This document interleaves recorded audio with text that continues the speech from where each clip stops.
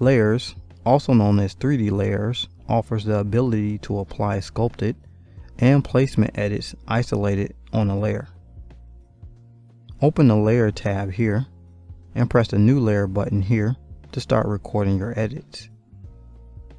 Apply all sorts of edits excluding Dynamesh and Sculptris Pro. Layers work with subdivisions and are saved with your ZBrush project file. Press the Record button here to conclude working on your current layer. Toggle layer visibility with the eye icon located here. Add as many layers as you want and rename them with the Rename Layer button here. Press the Delete button here to remove layers.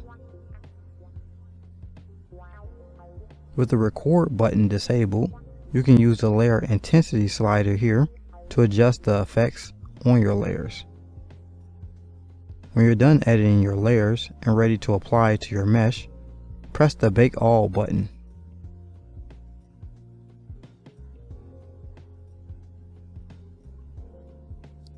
To recap, press here to create a new layer. Press here to name your layer. Once done, make edits to your mesh. Most brushes work fine using layers, however, some won't. Once you're done making edits to your layer, press the Record button here to end your session, and use the eye icon to toggle visibility. Disable layer visibility and open the Morph Target palette and store a Morph Target.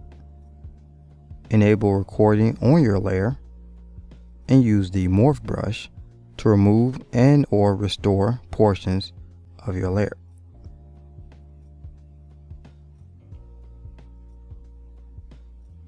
Use layers to apply paint to your mesh. Hold the Alt key when painting to erase portions of your paint job.